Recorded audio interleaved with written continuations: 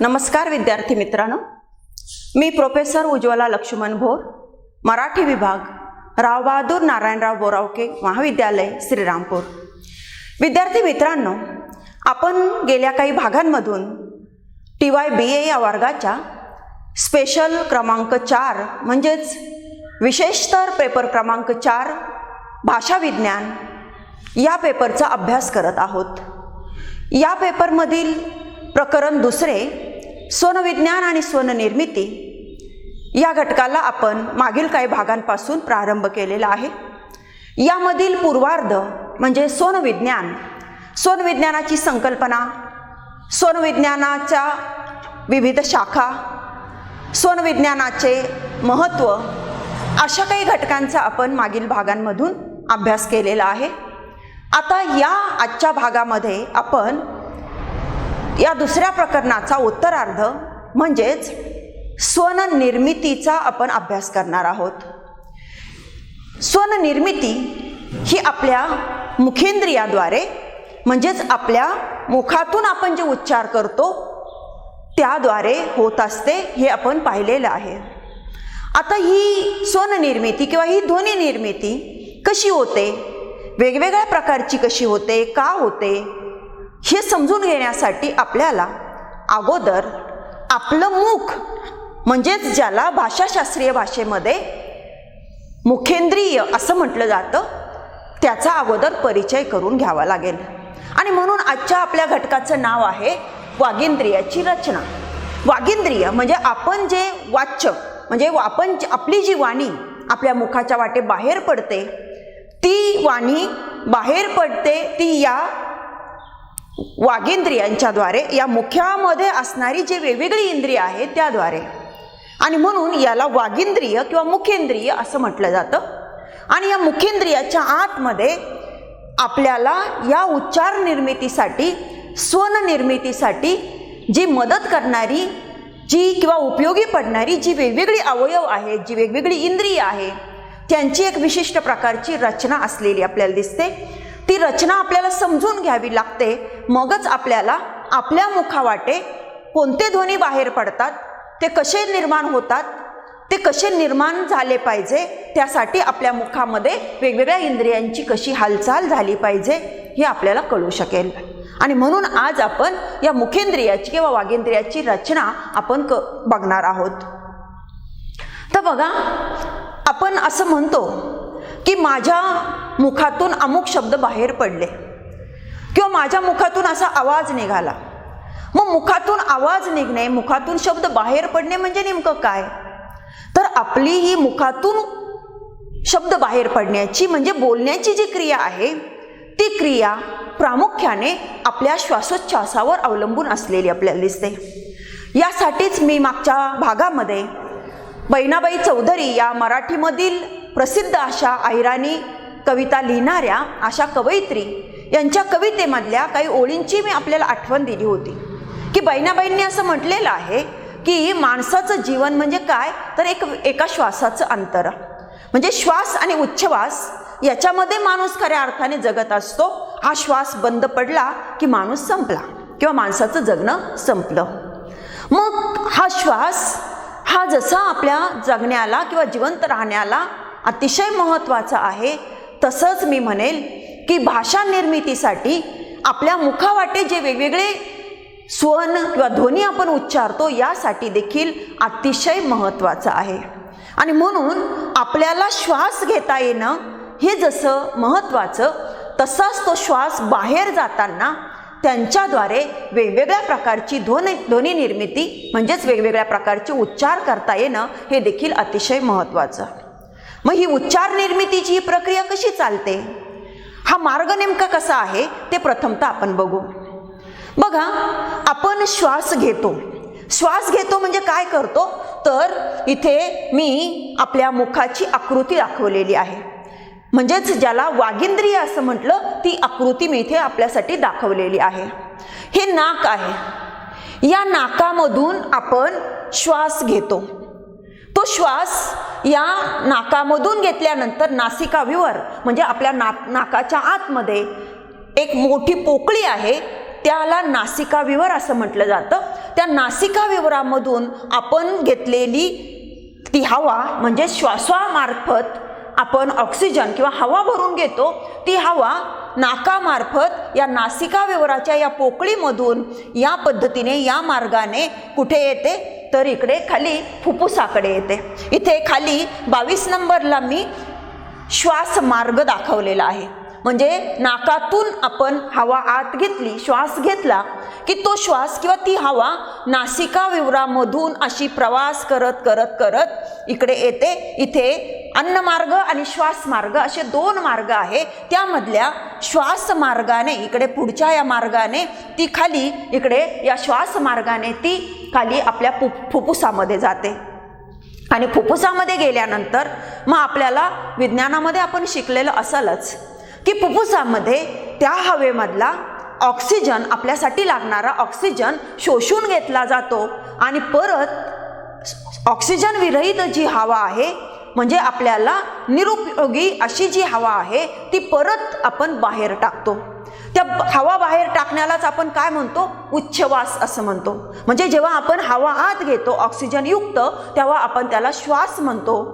आणि जेव्हा आपण ऑक्सिजन फुफ्फुसामध्ये शोषून घेतल्यानंतर जी ऑक्सिजन विरहित हवा आहे ती परत आपल्या नाकावाटे बाहेर टाकली जाते, श्वास मार्गावाटे बाहेर टाकली जाते, त्याला आपण उच्छवास किंवा निश्वास असं आपण म्हणतो. मग ही बाहेर टाकणारी जाणारी जी हवा आहे त्या हवेचा आणि आपल्या स्वननिर्मितीचा अतिशय जवळचा संबंध आहे. कारण ही हवा जेव्हा बाहेर टाकली जाते तेव्हाच आपल्या मुखातून वेगवेगळ्या प्रकारचे उच्चार आपल्याला करता येत असतात. हवा जेव्हा आत घेतली जाते तेव्हा सुद्धा काही उच्चार केले जाऊ शकतात. परंतु अशा खूप कमी भाषा आहे, आफ्रिकी भाषेसारख्या काही म्हणजे अगदी नाममात्र आपण म्हणू अशा भाषा आहे की ज्या भाषांमध्ये हवा आत घेण्याच्या क्रियेचा सुद्धा उच्चारासाठी उपयोग केला जातो. पण आपल्या ज्या आधुनिक भाषा आपण म्हणतो किंवा म्हणजे अपभ्रंशानंतरच्या मराठी, हिंदी वगैरे ज्या भाषा आपण म्हणतो, पंजाबी, गुजराती वगैरे, या भाषा मात्र प्रामुख्याने उच्छवासावर अवलंबून असलेले आपल्याला दिसतात आणि म्हणून आपण प्रामुख्याने त्याचा विचार करतो. तर इथे मग या भाषा निर्माण होतात, आपल्या मुखातून उच्चारल्या जातात, बोलल्या जातात. म्हणजे काय होतं, तर मी आत्ता सांगितलं की आपण हवा नाकावाटे अशी आत आपण घेतो, श्वास मार्गाने नासिकाविवरामधून इकडे येऊन श्वास मार्गाने ती कुठे जाते, फुफ्फुसामध्ये जाते. नंतर फुफ्फुसामध्ये ऑक्सिजन शोषून घेतला जातो आणि ऑक्सिजन विरहित जी हवा आहे ती परत आल्या मार्गानेच बाहेर टाकली जाते. पण लक्षात घ्या, ही आल्या मार्गाने बाहेर टाकली जाताना मात्र ती अशी सरळ लगेच बाहेर पडते असं मात्र नाही, तर तिच्या वेगवेगळ्या अवस्था असतात. त्या वेगवेगळ्या अवस्थांतून ती बाहेर जात असते. किंवा आपण बोलतो, मी मागच्याही भागामध्ये सांगितलं की आपली ही बोलण्याची क्रिया ही इतकी सहज घडत असते, ती आपल्या इतक्या सवयीचा भाग झालेली आहे की अशी काही प्रक्रिया घडते, असं काही मध्ये वेगळं इतकं वेगवेगळं घडतं हे आपल्या लक्षात सुद्धा येत नाही. कारण आपल्या तो सवयीचा भाग झालेला आहे. आणि म्हणून पहिल्या प्रकरणामध्ये भाषेचं स्वरूप बघताना भाषा ही एक सहज साध्य क्रिया असं आपण तिचं वर्णन केलेलं आहे. पण विज्ञानदृष्ट्या जर आपण पाहायला लागलो तर आपल्याला सवयीची झालेली, काहीशी अतिपरिचित असल्यामुळे आपल्याकडून अवज्ञा होऊ पाहणारी अशी ही भाषा निर्मिती, ही स्वन निर्मिती, आपल्या मुखावाटून होणारी उच्चार निर्मिती किंवा ध्वनी निर्मिती ही इतकीच काही साधी प्रक्रिया आहे असं नाही मित्रांनो. तर ती बऱ्याचशा घडामोडींतून घडणारी अशी प्रक्रिया आहे असं मी म्हणेन. मी ती कशी, तर ते तुमच्या आता लक्षात येईल मी सांगते तेव्हा. की आपण आत घेतलेली हवा मग आपण म्हणजे उच्छवासावाटे बाहेर टाकतो. बाहेर टाकताना काय होतं, तर फुफ्फुसातून ऑक्सिजन विरहित उरलेली हवा मग काय होते, परतीच्या मार्गाला लागते. पण परतीचा मार्ग मग तिचा कसा असतो, तर ती इथे मी 22 नंबरला श्वास मार्ग दाखवलेला आहे. या श्वास मार्गावाटे म्हणजे फुफ्फुसातून श्वास मार्गावाटे ती बाहेर निघते. पण बाहेर निघाल्यानंतर इथे बघा मी वरती 20 नंबरला स्वरतंत्री दाखवलेला आहे. स्वरतंत्री म्हणजे हे 2 पडदे आहे बघा. इथे असा गोल मी केलेला आहे, दाखवलेला आहे लंबगोल. या लंबगोलाची वरचा एक पापुद्रा आहे किंवा वरची एक लेंथ ज्याला आपण म्हणू ती आहे आणि खालची एक आहे. म्हणजे खालचा एक पडदा आणि वरचा एक पडदा असे 2 पडदे इथे आहे. ते तुम्हाला दिसावे म्हणून मी ते अलग करून दाखवलेले आहे. मी याच्यासाठी याला म्हणजे खालचा हा जो पडदा आहे त्याला स्वरतंत्री म्हटलं जातं आणि वरचा जो पडदा आहे त्याला आभासी स्वरतंत्री असं म्हटलं जातं. आभासी स्वरतंत्री असं का म्हणायचं? दोन्ही पडदे तर सारखे आहेत, मग आभासी स्वरतंत्री असं का म्हणायचं हे मी सांगतेच आहे तुम्हाला. त्याच्या अगोदर आपण हे लक्षात घेऊ की याची रचना किंवा याचा आकार साधारणतः कसा असतो.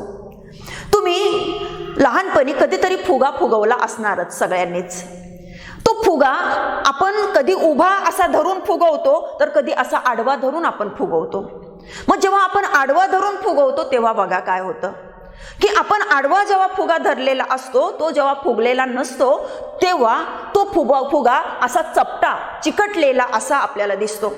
पण चिकटलेला असा चपटा दिसत असला तर त्याच्यामध्ये 2 पदर असतात. आपण हवा फुंकायला सुरुवात केली फुग्यामध्ये की फुगा हळूहळू फुगायला लागतो आणि मग आतमध्ये पोकळी तयार होऊन आपण जी तोंडाने हवा भरत असतो ती त्या फुग्यामध्ये जाते आणि जसजशी आपण हवा भरत जाऊ तसतसा तो फुगा काय होतो फुगतो आणि मग आपल्याला लक्षात येतं की फुग्याचे हे 2 भाग आहे. म्हणजे 2 त्याला पडदे आहे किंवा त्याचे 2 जे काही दोन्ही बाजू आहे ते आपल्या लक्षात येतात. मी म्हणेल की या स्वरतंत्रीचं सुद्धा तसंच काहीसं आहे. ही स्वरतंत्री म्हणजे या फुग्यासारखी आडव्या धरलेल्या फुग्यासारखी मी म्हणेल. मग खालचा जो एक थर आहे किंवा खालचा पापुद्रा आपण म्हणू तो पापुद्रा जो आहे त्याला स्वरतंत्री असं म्हटलं जातं की जिथे फुफ्फुसातून बाहेर पडलेली हवा श्वास मार्गाने येऊन या पापुद्र्याला एक प्रकारे धडकते किंवा धक्का देते आणि मग त्यामुळे हा अतिशय पातळ पापुद्रा असतो. अतिशय मी म्हणेल नाजूक अशा प्रकारचा हा पापुद्रा असतो. अतिशय म्हणजे नाजूक अशा प्रकारची लेंथ असते आणि त्यामुळे त्या श्वासामुळे या पापुद्र्याला म्हणजे या स्वरतंत्रीला काहीसा धक्का बसतो. त्याला भाषाशास्त्रामध्ये कंपन असं म्हटलं जातं. म्हणजे तो कंपित होतो, थरथरतो थोडा वेळ आणि मग तो थरथरून मग पुढे जातो. म्हणजे खरं तर पहिला धक्का बसतो तो हा खालच्या पापुद्र्याला आणि म्हणून याला स्वरतंत्री म्हटलं जातं. आपल्या गावरान भाषेमध्ये आपण याला कंठ असं सुद्धा म्हणतो. इथं कंठ म्हणजे माझ्या कंठातून अमुक निघालं, आवाज तसा निघतो वगैरे असं आपण म्हणतो. म्हणजे हे इथे या पापुद्र्याला धक्का लागतो. वरचा जो पापुद्रा आहे तो एक प्रकारे अलगत राहतो. त्याला त्याच्यावर काही फारसा प्रभाव किंवा परिणाम होत नाही. परंतु इथे या आकुंचन प्रसरण पावण्यामध्ये त्याचा सहभाग आहे आणि म्हणून आपल्याला या उच्चार क्रियेमध्ये त्याला सोडून चालत नाही. पण त्याचा सहभाग फारसा नसतो किंवा त्याच्यामुळे फारसा प्रभाव होत नाही आणि म्हणून त्याला आभासी स्वरतंत्री असं म्हटलेलं आहे. खऱ्या स्वरतंत्री आहे आपल्या उच्चारामध्ये सहयोग देणाऱ्या त्या म्हणजे खालच्या स्वरतंत्री किंवा खालचा पापुद्रा की ज्याला आपण स्वरतंत्री म्हटलेला आहे. आणि वरचा जो पापुद्रा आहे तो असा म्हणजे मी असं म्हणेल की असा जर फुगा फुगला तर पुढचा भाग की पुढच्या भागाला फारसं काही म्हणजे धक्का लागत नाही, तर असा हा भाग आहे आणि म्हणून त्याला आभासी स्वरतंत्री म्हटलेलं आहे. आता या मध्ये म्हणजे कोणती अवस्था निर्माण होते याच्यावर आपले उच्चार अवलंबून असतात. म्हणजे इथे कधी कधी असं होतं की आता मी जशी पोकळी दाखवली, मध्ये पोकळी आहे बघा, यामधल्या पोकळीला मी 19 नंबर दिलेला आहे आणि त्याला म्हणजे इथे मी स्वरतंत्री एक आभासी स्वरतंत्री आणि म्हणजे मधलं ज्या त्याला जिभेचा जो भाग आहे त्याला म्हणजे एक गली व भित्तिका वगैरे वेगळ्या प्रकारचं असं नाव आहे.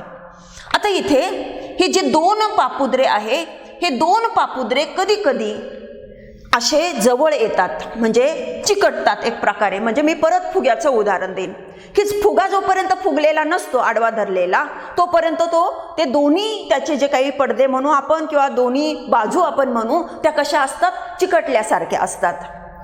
पण आपण जसजसं फुगवत जातो तसतसं मग ती मध्ये पोकळी निर्माण होते आणि त्याच्यात हवा भरत जाते. स्वरतंत्रीचं सुद्धा तसंच असतं की स्वरतंत्री कधी कधी अशा एकमेकीला चिकटल्यासारख्या असतात आणि त्यामुळे फुफ्फुसातून श्वास मार्गावाटे बाहेर पडलेली हवा तिला जायला जेवढा मोकळा मार्ग असावा लागतो, जेवढी पोकळी असावी लागते तेवढी पोकळी मिळत नाही. मग पोकळी मिळत नसल्यामुळे जेवढी काही फट जिथून मिळेल तिथून त्या फटीतून ती पुढे जाण्याचा प्रयत्न करते आणि त्यामुळे काय होतं की ती हवा घासून पुढे जाते आणि अशा वेळी आपल्या मुखातून जो आवाज बाहेर किंवा जो उच्चार होतो त्याला मग घर्षक ध्वनी असं म्हटलं जातं. अर्थात एवढ्याच क्रियेवर ते अवलंबून आहे असं नाही, तर पुढे या अनेक गोष्टी त्याच्यामध्ये सहभागी असतात किंवा अनेक गोष्टी इथे घडत असतात आणि मग ते निर्माण होतं. परंतु इथून त्याची सुरुवात होते आणि म्हणून आपण इथून बघतो आहोत की फुफ्फुसामधून बाहेर पडलेली हवा श्वास मार्गाने येऊन इथं या खालच्या स्वरतंत्रीला धडकते. त्याच्यामुळे ती स्वरतंत्री कंप पावते, तर कधी या स्वरतंत्रीला जाऊन चिकटू पाहते, म्हणजे इतक्या जवळ त्या दोन्ही स्वरतंत्री येतात आणि त्यामुळे हवा मोकळेपणाने बाहेर पडू शकत नाही. त्यामुळे हवेला घासून बाहेर पडावं लागतं. अशा वेळी जे ध्वनी निर्माण होतात, जे स्वन निर्माण होतात त्याला घर्षक ध्वनी असं म्हटलं जातं. परंतु मी आत्ता इथे दाखवल्याप्रमाणे हा मार्ग मोकळा असेल, म्हणजे दोन्ही फाकलेले असतील, दोन्ही स्वरतंत्री अशा फाकलेल्या असतील आणि त्यामुळे हा जो मधला पोकळीचा भाग आपण म्हणतो तो जरा मोकळा असेल, म्हणजे हवेला जाण्याचा मार्ग असा जरा मोकळा असेल, तर मग हवा बिनधोकपणाने किंवा म्हणजे अगदी सहजपणाने बाहेर पडायला लागते आणि त्यामुळे तिथे काही हवा घासली जात नाही. मग अशा वेळी जे आपल्या मुखातून ध्वनी बाहेर पडतात त्याला अघर्षक ध्वनी असं म्हटलं जातं. ही स्वरतंत्री जेवढी जास्त कंप पावते त्याच्यावरून सुद्धा ध्वनींना नावं दिली गेलेली आपल्याला दिसतात. जर ही स्वरतंत्री कंप पावत असेल, जास्त थरथरत असेल, तर त्याला कंपन ध्वनी असं म्हणतात आणि जर फारशी थरथरत नसेल, फारशी कंप पावत नसेल तर त्याला कंपनरहित ध्वनी असं म्हटलं जातं. तर अशा पद्धतीने म्हणजे या स्वरतंत्रीची अवस्था कशी आहे, ही स्वरतंत्री किती कंप पावते, किती कंप पावत नाही, याच्यामधून हवा पुढे जाताना म्हणजे त्या मार्गाने बाहेर पडताना किती वेगाने, किती संथपणाने, किती घासून किंवा किती मोकळेपणाने बाहेर पडते, या सगळ्यांवर ध्वनी म्हणजेच आपल्या मुखावाटे होणारे उच्चार त्यांचं वेगवेगळं स्वरूप किंवा त्यांचं वेगवेगळे प्रकार होणं अवलंबून असलेलं आपल्याला दिसतं. तर या पद्धतीने आपण बघितलं स्वरतंत्रीचं काय म्हणजे योगदान आहे या वागिंद्रियाच्या रचनेमध्ये किंवा आपल्या ध्वनी निर्मितीच्या मध्ये काय त्याचा सहयोग आहे. तर तुमच्या हे लक्षात आलं असेल की प्रत्यक्ष फुफ्फुसाचा सहभाग नाही, प्रत्यक्ष श्वास मार्गाचा सहभाग नाही, परंतु स्वरतंत्रीचा मात्र प्रत्यक्ष सहभाग आहे. कारण त्या हवेला धक्का लावण्याचं किंवा त्या हवेवर काही प्रक्रिया घडविण्याचं कार्य घडतं ते स्वरतंत्रीमुळे आणि त्यामुळे आपल्या उच्चवासावाटे आपण उच्चवासच बाहेर टाकत असलो तरी मात्र त्याद्वारे वेगवेगळे ध्वनी निर्माण होतात. त्यामुळे स्वरतंत्री हा आपल्या वागिंद्रियाच्या या रचनेमधला किंवा आपल्या भाषा निर्मितीच्या स्वन निर्मितीच्या रचनेमधला एक महत्त्वाचा अवयव आहे, हे आपल्याला लक्षात घ्यावं लागतं. बऱ्याच वेळा विनोदाने किंवा थोड्याशा तिरसटपणाने व्यवहारामध्ये आपल्याला असे काही शब्द किंवा वाक्य ऐकायला येतात की बऱ्याच वेळा असं म्हटलं जातं की माझा कंठ नाही किंवा माझा गळा नाही, माझं नरड आहे. म्हणजेच काय, म्हणजे स्वरतंत्रीतून आवाज निघण्याची जी क्षमता आहे ती कशी आहे. कोमल आवाज काढू शकतो, सूक्ष्म तेने आवाज काढता येऊ शकतो की नेमकं कसं, याच्यावर म्हणजे त्या आवाजाचं जे एक रूप आहे, त्या आवाजाचा जो काही गुण आहे तो अवलंबून असलेला आपल्याला दिसतो. आणि म्हणून स्वरतंत्री किंवा हा कंठ हा अतिशय महत्त्वाचा आहे आपल्या उच्चारणामध्ये. मग आता अशा या स्वरतंत्रीने मधून अशा पद्धतीने ही हवा बाहेर पडली की मग ती इथे मी गलिभित्तिका म्हटलेला आहे, म्हणजे आपला हा गळा आहे, या गळ्याच्या मागचा भाग म्हणजे इथे बघा मी इथे गळा दाखवलेला आहे आणि या गळ्याच्या मागचा हा भाग इथला म्हणजे, तर त्यामुळे त्याला म्हटलेलं आहे गलिभित्तिका. या गलिभित्तिकेच्या वरती, या गलिभित्तिकेपर्यंत ती हवा आल्यानंतर वरती दाखवलेली आहे बघा मी इथे, ही जी काय आहे तर ही म्हणजे ही पडजीभ. या पडजिभेचा हा शेवटचा म्हणजे भाग, किंवा कारण तुम्ही जर कधी एखादी उलटी करताना किंवा काही कारणाने मुखामध्ये हात घातलेला असेल तर तुमच्या लक्षात येत असेल बघा की ही पडजीभ आपल्या या जिभेच्या पाठीमागे जी एक छोटा असा तुकडा आपल्या हाताला लागतो तो पडजिभेचा, आणि तो इकडे कुठेतरी चिकटलेली असते, किमान एवढं तरी आपल्या लक्षात येत असेल. तर अशी ही पडजीभ ही आहे. ही पडजीभ काय करते तर ही पडजीभ या हवेला कोणत्या मार्ग द्यायचा कोणता द्यायचा नाही, किती मार्ग द्यायचा किती मार्ग द्यायचा नाही हे ठरवत असते. मी शिकवताना विद्यार्थ्यांना विनोदाने असं सांगत असते की पडजीभ म्हणजे काय आहे. ही पडजीभ म्हणजे एक प्रकारे ट्रॅफिक पोलीस आहे. जसं ट्रॅफिक पोलीस काय करतात, असा हात त्यांचा चालू असतो नाही का, आणि मग कुणाला जाऊ द्यायचं, कुणाला थांबून ठेवायचं, कुणाला इकडून येणाऱ्यांना जाऊ द्यायचं, इकडे जाऊ द्यायचं, कुणाला इकडे जाऊ द्यायचं, कुणाला इकडे जाऊ द्यायचं, हे ठरवण्याचं काम ते करत असतात आणि त्या पद्धतीने ते हातवारे करत असतात. आणि जसा पोलिसाचा हात सिग्नल म्हणजे त्या हाताचा सिग्नल मिळेल तसा तो मार्ग मोकळा किंवा बंद राहतो. म्हणजे समजा एखाद्या इकडच्या मार्गाच्या लोकांना पोलिसाने असा, त्या ट्रॅफिक पोलिसने जर असा हात दाखवला तर त्या लोकांना कळतं की आपल्याला थांबायचं आहे आणि त्यामुळे त्यांना थांबून राहावं लागतं. आणि मग दुसऱ्या हाताने तो असं करत असतो, म्हणजे बाकीच्यांना इकडच्या मार्गाच्या लोकांना सांगत असतो जा, नाही की नाही. आणि मग परत इकडचा मार्ग थांबवायचा असेल तर मग तो इकडे हात असा करतो आणि इकडच्या लोकांना सांगतो जा, किंवा मग पुढच्यांना तिकडे जाऊ द्यायचं असेल तर मग सांगतो असं. म्हणजे या पद्धतीने जसं ट्रॅफिक पोलीस काम करत असतो तसं मी म्हणते की पडजीभ करत असते. कारण ही पडजीभ काय करते तर अशी स्वरतंत्रीला धडकून आलेली हवा ती कधी या नासिका विवरामधून जाऊ देते, कधी मुखविवरामधून जाऊ देते. मुखविवर इथं दाखवलेलं आहे बघा. मुखविवर म्हणजे आपण आ केल्यानंतर जी पोकळी आपल्याला दिसते ती आहे मुखविवराची. आणि नाकामधून आपण असं काही दोरा वगैरे घातला आतमध्ये तर मग आपल्या कवटीच्या खाली आपल्याला आता इथे प्रत्यक्ष आपल्याला बघता येणार नाही, पण आपण एखाद्या स्कॅन यंत्राच्या वगैरे द्वारे जर आपण बघितलं तर कदाचित आपल्याला ते समजू शकेल. तर या पद्धतीने नाकाची आतली जी पोकळी आहे ती म्हणजे नासिका विवर, आणि आपल्या दोन ओठाच्या मध्ये ही जी पोकळी आहे ही म्हणजे काय आहे तर ही म्हणजे मुखविवर. मग असे दोन मार्ग इथे आहे, एक नासिका विवराचा आणि एक मुखविवराचा. मग हवा नासिका विवरामधून जाऊ द्यायची की मुखविवरातून जाऊ द्यायची की दोन्हीकडूनही जाऊ द्यायची हे ठरवण्याचं काम कोण करत असतं तर ही पडजीभ करत असते. मग ही पडजीभ जेव्हा आपण खात असतो तेव्हा ही पडजीभ काय करते, जरा ताठर भूमिका घेते. म्हणजे बघा या पद्धतीने ही पडजीभ अशी इकडे अशी ताठ होते अशी.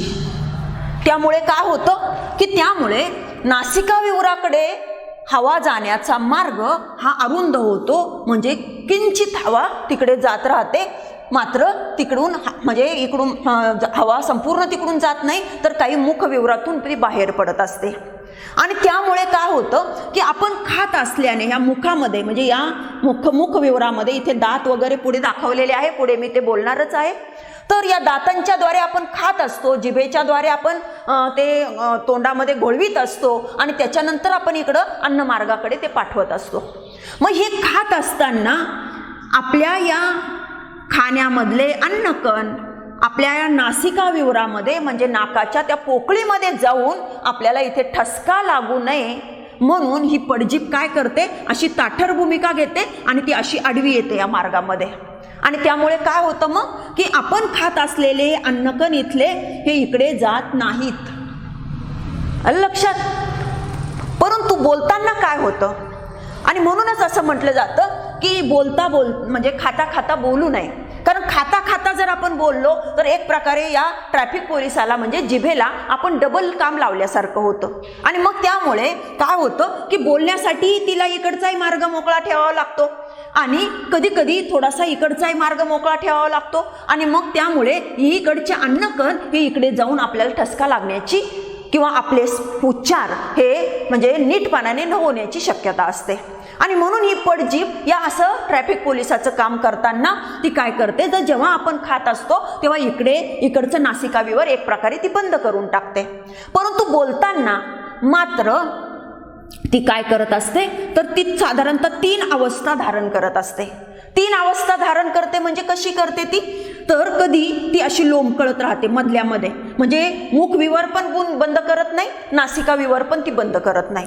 दोन्हीकडेचे मार्ग एक प्रकारे चालू राहू देते, म्हणजे दोन्हीकडूनही हवा बाहेर पडू देते ती. आणि मग अशा वेळी काय होतं, तर बघा की अशा वेळी साधारणतः ज्याला आपण अनुनासिकांसारखे म्हणजे ध्वनी आपण म्हणतो, तर ते निर्माण होतात. म्हणजे सगळे न, मी असे म्हणेल, न नळाचा ज्याला तुम्ही म्हणता, न बाणाचा ज्याला म्हणता, किंवा त्र मध्ये सुद्धा न येतो तर तो आपण म्हणतो, किंवा वाङ्मयामधला न म्हणजे ड दिसतो आपल्याला पण तो न असतो, तो वाङ्मयामधला न. तर आणि म ही जी काही आहे ती अनुनासिक म्हटली जातात, किंवा त्याला सानुनासिक असं म्हटलं जातं. सानुनासिक किंवा अनुनासिक असं का म्हटलं जातं, तर बघा तुम्ही स्वतःही प्रयोग करून बघू शकता की म वाङ्मयामधला न वाङ्मय, तर वाङ्मयामधला म, नंतर न नळाचा न बाणाचा न, किंवा अजून तर यासारखे ध्वनी उच्चारताना आपल्या मुखातून हवा बाहेर पडते, परंतु काही अंशी हवा नासिकाविवरातून सुद्धा बाहेर पडते. आणि त्यामुळे या ध्वनींचा उच्चार हा काहीसा नाकातून केल्यासारखा होतो, आणि म्हणून या ध्वनींना अनुनासिक असं म्हटलं जातं. मग अशा अनुनासिकांमध्ये या दोन्ही मार्गाचा उपयोग केला जातो, आणि त्याला कारण असते ती पडजीभ. ही पडजीभ अशा वेळी हे दोन्ही मार्ग चालू ठेवते कमी जास्त प्रमाणात, आणि त्यामुळे साहजिकच आपल्याला ते ध्वनी उच्चारता येतात. म्हणजे पडजिभेची भूमिका इथं अतिशय महत्त्वाची आहे.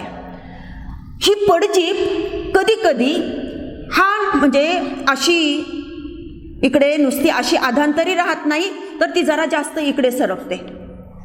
म्हणजे एक प्रकारे मुखविवर ती बंद नाही पण बऱ्याचसं बंद सारखं ती करून घेते, म्हणजे इकडे, आणि हा नासिका मार्ग मात्र पूर्ण मोकळा ठेवते. म्हणजे इकडे ती सरकते अन्न मुखविवराकडे, आणि मुखविवराकडे ती सरकल्यामुळे इथून खूप कमी हवा इकडे जाते आणि जास्त हवा नासिका विवरातून बाहेर पडते. मग अशा वेळी आपल्या मुखातून जे उच्चार होतात त्याला आपण अनुस्वार असं म्हणतो. कुठलेही अनुस्वार तुम्ही बघा पूर्णतः नाकातून होत असतात. म्हणजे चिंच म्हणताना बघा आपलं तोंड हे असं आकुंचन पावतं की जेणेकरून इथे हवा बाहेर म्हणजे जास्त येत नाही, कारण ही सगळी हवा बहुतेक इकडनं जात असते. अगदी किंचित फटीतून इकडे हवा येत असते, परंतु बहुतेक सगळी हवा नासिकाविवरातून बाहेर येत असते. आणि मुखाने उच्चार करण्यापुरतंच आपलं तोंड उघडलं जात असतं, तेवढाच एक हवेचा झोत आपण म्हणू बाहेर येत असतो.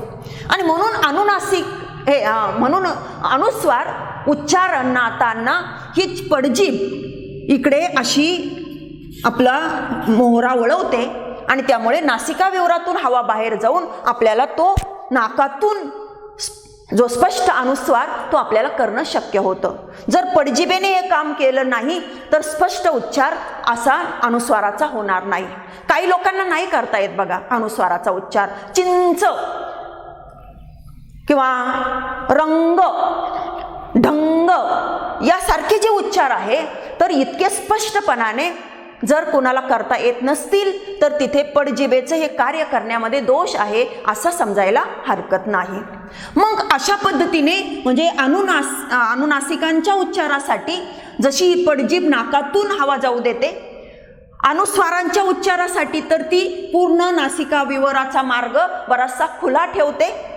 परंतु इतर वेळेस इतर ध्वनींच्या उच्चारणाच्या वेळी ती काय करते तर ती इथे अशी जरा सरळ होते. त्यामुळे काय होतं की नासिका विवरामध्ये थोडीशी फट राहते तिथे, म्हणजे किंवा कधी राहत पण नाही, आणि म्हणजे हवा इथे अडवली जाते त्यामुळे तिच्या अशा येण्यामुळे, आणि संपूर्ण हवा ही या मुखविवरातून बाहेर पडते. आपले बरेचसे मराठीमधले बरेचसे ध्वनी किंवा स्वन आपण जर लक्षात घेतले तर मुखावाटे उच्चारले जाणारेच असलेले आपल्याला दिसतात. मग ही हवा ह्या पडजिभेच्या मुळे इकडे लोटली जाते मुखविवरामध्ये, आणि मुखविवरामध्ये आल्यानंतर सुद्धा ती वेगवेगळ्या प्रकारच्या अवयवांकडे जात असते किंवा तिथे वेगवेगळ्या प्रकारचे अवयव काम करत असतात.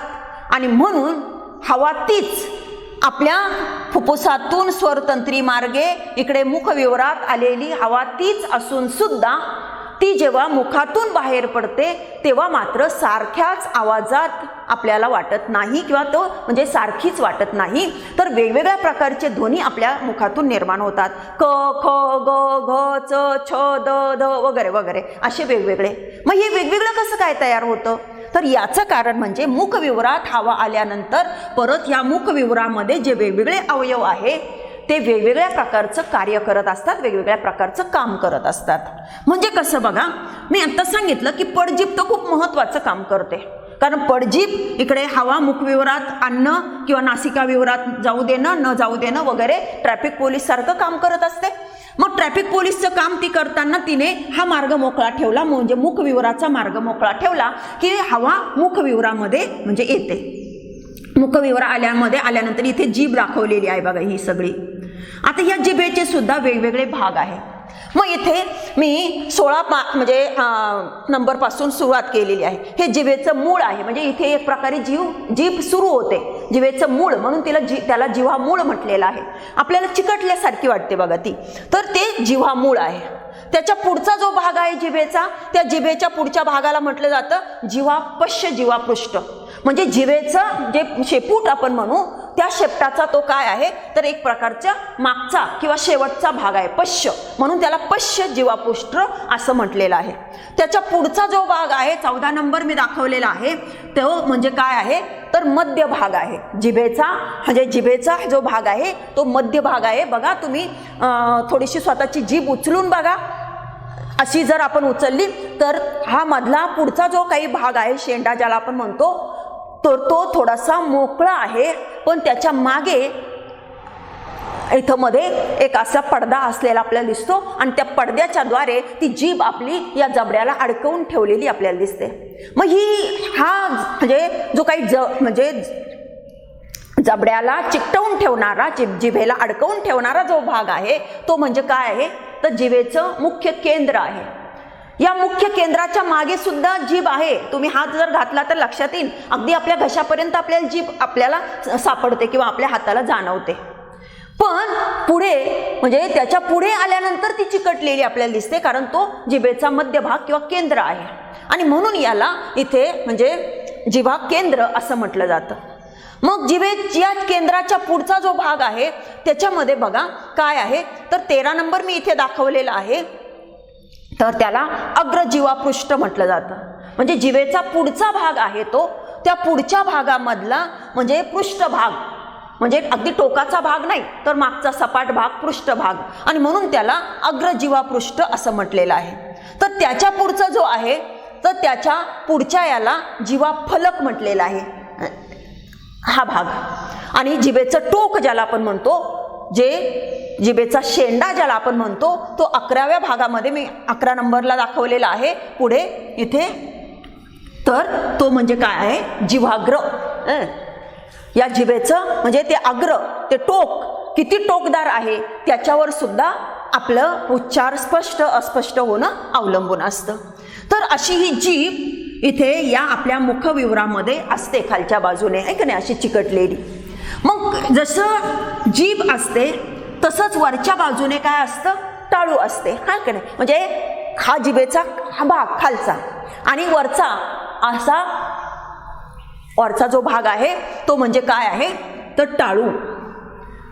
या टाळूमध्ये सुद्धा मग वेगवेगळे भाग आहे बघा.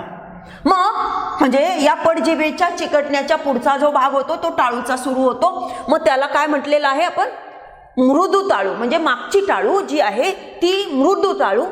नंतर मधली जी टाळू आहे तर ती मूर्धा किंवा कठीण टाळू, आणि पुढचा भाग जो आहे टाळूचा त्याला काय म्हटलेलं आहे अग्र टाळू. म्हणजे बघा आपल्या जबड्याची रचना कशी आहे, आपल्या या मुखाची रचना कशी आहे. वरचा नाकाकडचा वरचा जो भाग आहे तो टाळूचा भाग आहे आणि खालचा जीभ आणि जिभेचा खालचा जो भाग आहे तो या पद्धतीने स्वरतंत्रीकडे जाणारा, श्वास मार्गाकडे जाणारा आणि जिभेचा भाग आहे. म्हणजे इथे या जबड्याचे आपल्याला असे दोन स्पष्ट भाग आपल्याला करता येऊ शकतात, एक टाळूचा भाग आणि एक जिभेचा भाग. मग अशा या दोन्हींच्या मध्ये जी पोकळी आहे त्या पोकळीला आपण काय म्हटलेलं आहे, मुखविवर म्हटलेलं आहे. या मुखविवरातून ही हवा बाहेर जेव्हा म्हणजे पडायला बघते तेव्हा ही जीभ जी आहे आपली मधली, जिचे आता वेगवेगळे भाग आपण समजून घेतले, ही जीभ ही फार वळवळत असते. आपण बऱ्याच वेळा या जिभेला त्यामुळे वेगवेगळी नावं ठेवलेली आहे, तिच्यावरून वेगवेगळे वाक्प्रचार आपण बनवलेले आहे. मग कोणकोणते वाक्प्रचार आपण बनवलेले आहे? तुझ्या जिभेला काही हाड आहे की नाही, जरा जीभ आवर, तुझी जीभ आता फारच चालायला लागली. म्हणजे बघा या जिभेवर खूप अवलंबून आहे. त्यामुळे तुमच्या हे लक्षात यायला पाहिजे की जसं स्वरतंत्री नंतर ही अलिजिभा आणि त्याच्यानंतरची पडजीभ हा हे महत्त्वाचे अवयव आहे, तशी आपल्या ध्वनी निर्मितीसाठी ही जीभ ही अतिशय महत्त्वाची आहे.